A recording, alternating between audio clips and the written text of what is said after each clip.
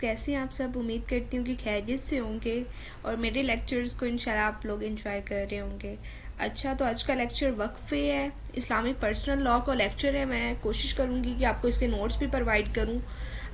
Detail में notes से आपके पेपर्स के लिए हेल्पफुल होंगे, लेकिन आप लोगों को इसका एसेस लेना पड़ेगा क्योंकि PDF में मैं नोट्स शेयर नहीं करती, ना ही मैं बनाती हूँ और ना ही मैं क्रिएट करती हूँ। ठीक है, तो आप लोग इसका एसेस ले लें नोट्स का, या फिर आप लोग अपने खुद से बना लें, राइट कर लें जो चीज़ें मैं आपको लिखवा रही हूँ। ठीक है, ये आपकी एग्जाम्स के लिए बहुत हेल्पफुल होंगे। वक्फ का पढ़ाऊंगी मैं आपको कंप्लीट डिटेल के साथ पढ़ाऊंगी इंशाल्लाह। 15 मिनट का लेक्चर होगा, ये 10 मिनट का होगा। आपकी तमाम चीज़ें क्लियर आउट हो जाएंगी। ओके स्टूडेंट्स, तो हमारे पास है आज वक्फ का टॉपिक है, तो हम लोग इसको स्टार्ट करते हैं। अच्छा, व्हाट इज़ वक्फ। इसमें जो रेड एरर्स आ रहे हैं, तो मैंने वर्ड पे ये PDF बनाया है, क्रिएट किया, तो इसलिए इसमें आ रहे हैं, तो आप लोगों ने इसको जस्ट इग्नोर करना है। ओके ओके स्टूडेंट्स, तो हम लोग बिना टाइम वेस्ट किए अपना टॉपिक करते हैं स्टार्ट। अगर किसी को चाहिए कोई हेल्प वगैरह चाहिए तो मुझे कमेंट बॉक्स में पूछ सकता है। ओके स्टूडेंट्स, उसके अलावा मैं सोच रही हूँ इंस्टा का भी अकाउंट बनाऊँ ताकि आप लोगों की वहाँ भी हेल्प कर दिया करूँ, लेकिन अभी सोच रही हूँ, अभी कोई ऐसा इरादा नहीं है। लेकिन आप लोग कमेंट बॉक्स में पूछ सकते हैं ताकि मैं आप लोगों को वो चीज़ क्लियर कर दूँ। ठीक है। अच्छा, व्हाट इज़ वक्फ। वक्फ क्या होता है स्टूडेंट्स। वक्फ जो है आप लोगों ने याद रखना है, हम इस्लामिक पर्सनल लॉ में सिर्फ यूज़ करते हैं, अपने इस्लामिक लॉ में, मुस्लिम लॉ में। ठीक है, कहीं कि आप लोगों की किताब के में उसका टाइटल होगा मुस्लिम पर्सनल लॉ, कहीं होगा इस्लामिक पर्सनल लॉ होगा, तो आपने इसमें कंफ्यूज नहीं होना, आपने जिस टॉपिक पे कंसंट्रेट करना है। अच्छा, waqf is an Islamic concept where a person donate property or wealth permanently for a religious, educational or charitable purpose। अच्छा, अब वक्फ में क्या होगा, अगर हम लोग कोई चीज़ वक्फ कर रहे हैं तो वक्फ सिर्फ होता है अल्लाह की राह में करना होता है। ठीक है, आप लोगों ने अल्लाह की राह में करना होता है, रिलीजियस पर्पस के लिए। ठीक है, इसमें आप लोग क्या कर सकते हैं, डोनेट कर सकते हैं, अपनी प्रॉपर्टी डोनेट कर सकते हैं, अपनी कोई भी पैसे वगैरह, जायदाद वगैरह कुछ भी डोनेट कर सकते हैं। वक्फ को हम लोग इनहेरिटेड नहीं कर सकते, सोल्ड नहीं कर सकते, बेच नहीं सकते, और गिफ्ट भी नहीं हो सकता। अब देखिए, अगर हम बेचेंगे तो वो तो एक सेल डीड होगी ना। अगर हम लोग इनहेरिटेड करेंगे तो वो इनहेरिटेंस में आ जाता है, और अगर हम लोग गिफ्ट भी करेंगे तो वो हिबा में आ जाता है इस्लामिक पर्सनल लॉ में। तो ये वक्फ नहीं है। वक्फ सिर्फ क्या करते हैं, हम लोग रिलीजियस पर्पज के लिए यूज करते हैं। ठीक है, और ये इस्लामिक मतलब पर्पस के लिए, यानी कि अगर किसी ने कोई मदरसा, फॉर एग्जांपल मैंने ना मदरसा बनवा दिया, एक इस जगह पे मैंने ना मदरसा बनवा दिया, और ये जगह जो है वो डोनेट भी कर दी और उस पर पैसे पूसे लगा के मैंने मदरसा बना दी। अब ये मदरसा मेरा नहीं होगा, अब ये मदरसा किसके लिए होगा कि मैंने ये रिलीजियस पर्पस के लिए। अब यहाँ पे स्टूडेंट्स आएंगे, वो लोग तालीम हासिल कर सकते हैं, या फिर उसको रिलीजियस पर्पस के लिए यूज किया जा सकता है। अब मैं ये नहीं कहूंगी कि ये मदरसा मेरा है, ये जमीन मेरी है, मैं कल को ये मदरसा हिटा के यहाँ पे अपना घर बना लूँ। नहीं, मैंने एक दफा प्रॉपर्टी को वक्फ कर दिया तो वो इरिवोकेबल हो जाती है, वो रिवोकेबल नहीं रहती है। ये आप लोगों ने याद रखना है। तो उम्मीद है आप लोगों को वक्फ का कॉन्सेप्ट समझ में आ गया होगा। अच्छा, आगे वक्फ कौन क्रिएट करता है। जो वक्फ क्रिएट करता है उसको हम वाकिफ कहते हैं, जो अपनी प्रॉपर्टी डेडिकेट करते हैं। ठीक है, और वक्फ देखिए कैनोनली भी यूज होना चाहिए, बेनिफिट ऑफ पीपल। सारी बात है, वक्फ की आपने प्रॉपर्टी तो वो बेनिफिट, लोगों की बेनिफिट के लिए यूज होना चाहिए, यानी अच्छे कामों के लिए वो यूज होना चाहिए। आगे है वक्फ कौन क्रिएट कर सकता है।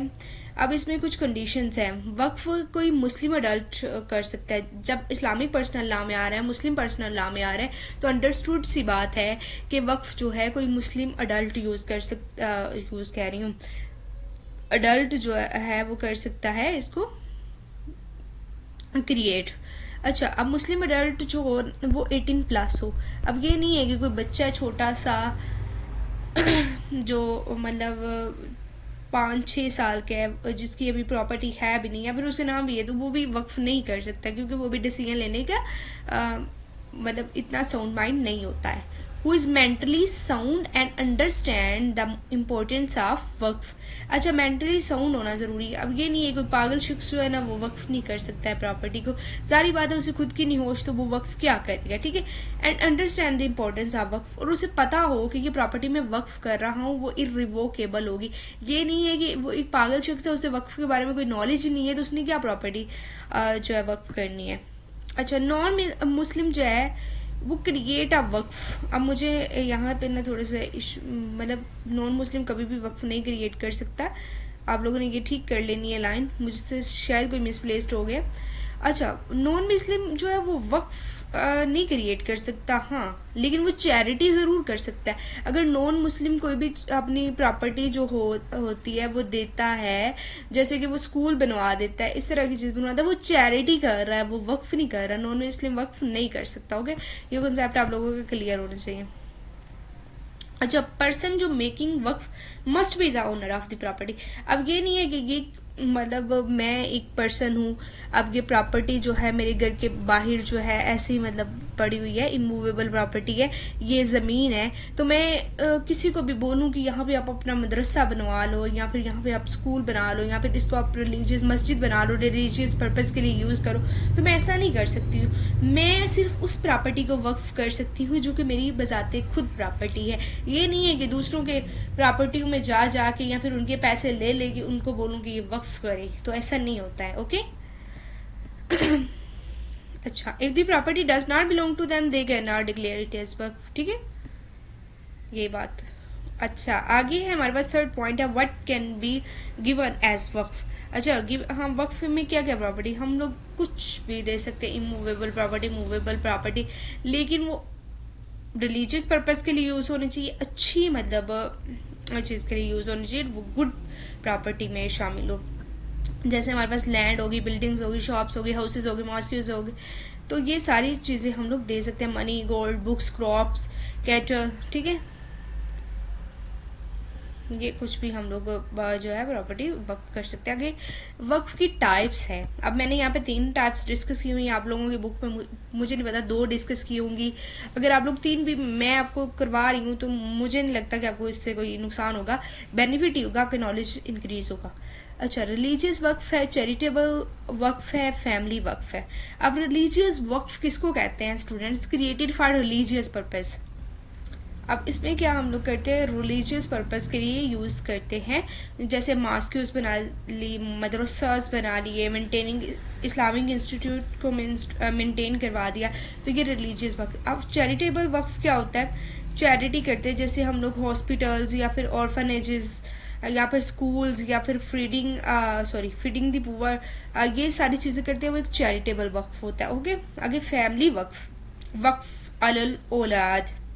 अच्छा स्टूडेंट्स, अब ये जो वक्फ है ना, फैमिली वक्फ, इसको आप लोगों को, मुझे लगता है थोड़ा सा टेक्निकल है, आप लोगों को समझ में थोड़ी सी डिफिकल्टी होगी, लेकिन मैं आपको एग्जांपल से समझाऊंगी कि आपको अच्छी तरह से समझ आ जाए।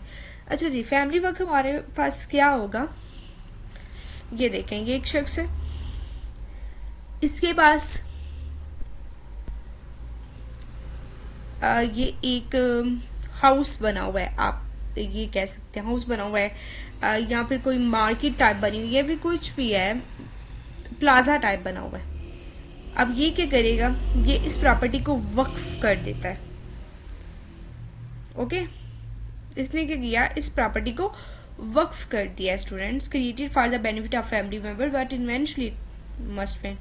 अब इसमें क्या हो रहा है कि इसमें उसको ना कुछ आ रहा है, अब उसको पैसे आ रहे हैं, या फिर जैसे मदरसा यहाँ पे बनाया जाता है, बच्चे पढ़ने आते हैं, तो उसमें क्या होगा स्टूडेंट्स, जारी बात है उसमें कोई फीस वगैरह तो लेंगे ना मदरसे में, अगर इनका है, उसने फैमिली वक्फ किया है ना, अपने बच्चों के थ्रू वक्फ की है, तो इसमें जारी बात है जितने भी चिल्ड्रन या फिर बच्चे पढ़ेंगे उसमें उनके पास फ़ी वगैरह ली जाएगी। तो जो फ़ी है ना, वो उसकी जो औलाद होगी ना, जिस शख्स ने डोनेट किया है उसकी जो औलाद होगी वो यूज़ कर सकती है, उस फ़ी पे उसका हक होगा।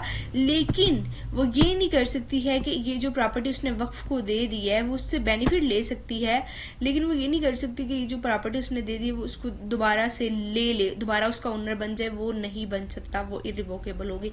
उम्मीद है आपको वक्फ अलुल औलाद की समझ आ चुकी होगी। आगे है condition for a valid waqf. Valid waqf के लिए क्या कंडीशंस होती हैं? आपने वक्फ की डेफिनेशन पढ़ी, मैंने आपको ऊपर ही समझाया, वही चीज़ सेम यहीं पे डिस्कस की जा रही है। परमानेंस होना चाहिए, रिवोकेबल होना चाहिए, रिवोक नहीं हो सकता, बैक नहीं किया जाएगा। वक्फ रिलीजियस पर्पज़ के लिए होना चाहिए या फिर चैरिटेबल पर्पज़ के लिए होना चाहिए। ओनरशिप ट्रांसफ़र होनी चाहिए, और ओनरशिप एक दफ़ा ट्रांसफ़र हो गई तो वो दोबारा से रिवोकेबल होगी, वो दोबारा से नहीं रिवोकेबल नहीं होगी। ठीक है, ये पर्सन है, इसने ये अपनी ज़मीन को वक्फ कर दिया, अब ये ओनरशिप ट्रांसफ़र होगी यहाँ पे, अब इसको बेनिफिशरीज यूज़ करेंगे। अच्छा, वक्फ औलाद आप लोगों ने पढ़ा है, तो उसके बेनिफिशरीज जो होंगे ना वो उसकी फैमिली मेम्बर्स होंगे।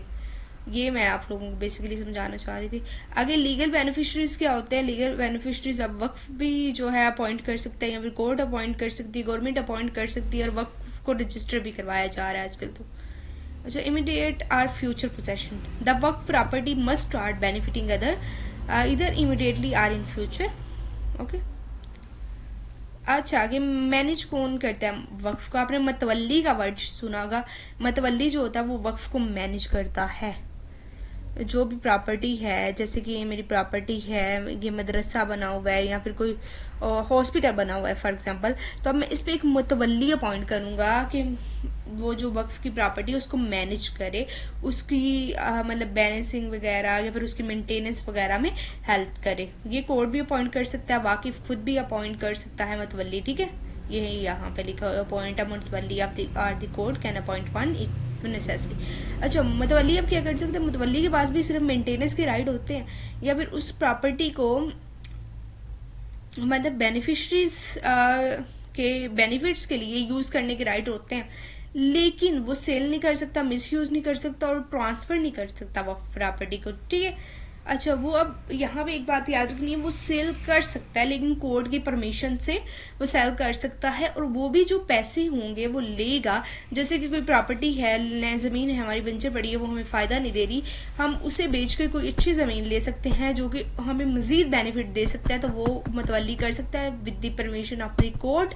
लेकिन वो ये नहीं कर सकता कि वो पैसे अपने पास रख ले, वो पैसे लगाएगा वक्फ जो प्रॉपर्टी के पैसे हैं वो बेनिफिशरीज पे लगाएगा। ओके, रिलीजियस पर्पस के लिए लगाएगा, चैरिटेबल पर्पस के लिए लगाएगा, वो खुद पर यूज नहीं कर सकता। अच्छा, इनकम और रेंट अब वो लीज पर भी दे सकता है। कोई प्रॉपर्टी है जैसे हमारी जमीन है, उसको लीज पर दे सकता है और उसके पैसों भी यूज कर सकता है बेनिफिशरीज पे। Okay, must be use only for the purpose it was created, जिसके लिए वक्फ क्रिएट किए गए उस पर ही यूज कर सकता है। कहते हैं कैन ना वक्फ भी कैंसिल, वक्फ कैंसिल हो सकता है। मैं आपको बार बार बता चुकी हूँ कि वक्फ नहीं कैंसिल हो सकता, वक्फ जो होता है वो इरिवोकेबल होता है। वक्फ एंड इनहेरिटेंस। अच्छा, अब कुछ लोग वक्फ एंड इनहेरिटेंस को स्टूडेंट्स करते हैं, इसको प्लस कर देते हैं। वक्फ जो होता है वो एक अलग चीज़ है, इनहेरिटेंस अलग चीज़ है। इनहेरिटेंस क्या है कि हमें अपनी विरासतों में जो ज़मीन जायदाद वगैरह मिलती है वो इनहेरिटेंस होती है। लेकिन वक्फ क्या होते हैं? वक्फ हम लोग अल्लाह की राह में जो चीज़ मतलब देते हैं, ज़मीन होगी, कोई भी प्रॉपर्टी होगी आपकी मूवेबल मूवेबल, उसको हम लोग कहते हैं। अच्छा, अब मॉडर्न लॉज हैं वक्फ पे। मैनी मुस्लिम मेजोरिटी कंट्रीज ने मॉडर्न लॉज बनाए हैं जो कि रेगुलेट हो रहे हैं वक्फ पे। जैसे कि मतवल्ली जो है अगर वो मिसमैनेज्ड करता है या फिर कोई भी करप्शन वगैरह करता है तो उसे क्या पेनल्टी दी जा सकती है, इस तरह के लॉज वगैरह, या एक अलग टॉपिक शुरू हो जाता है। ठीक है, वो मैं आप लोगों को नहीं करवाऊंगी। एग्जाम्पल आगे वक्फ की है, ये आप लोगों ने पढ़ लेनी है स्टूडेंट्स। मैंने बहुत सी एग्जाम्पल्स आप लोगों को ऊपर दे दी हुई हैं, इसलिए मैं नहीं दूंगी। इम्पोर्टेंट रूल जो है वक्फ के, वक्फ परमानेंट होता है, बता चुकी है। It must benefit people principal, mutawalli is responsible for the property. Okay, I hope कि इतना ही है। गवर्नमेंट कैन इंटरवेंस कर सकती है, यानी कि उसमें मैनेज वगैरह करने में गवर्नमेंट का रोल होता है, वो मैनेज कर सकती है प्रॉपर्टी की। नो वन क्लेम वक्फ प्रॉपर्टी की, कोई भी क्लेम नहीं कर सकता वक्फ प्रॉपर्टी को कि ये प्रॉपर्टी मेरी है। ओके, अच्छा, तो वेरी गुड, आप लोगों का लेक्चर कंप्लीट हो गया और आप लोगों ने अच्छे से समझा है। तो thank you very much. Study tips by HS के साथ रहिए, इंशाल्लाह आपको मजीद अच्छे अच्छे लेक्चर्स मिलते रहेंगे। Thank you very much. अल्लाह हाफिज़, अपना बहुत ज़्यादा ख्याल रखें।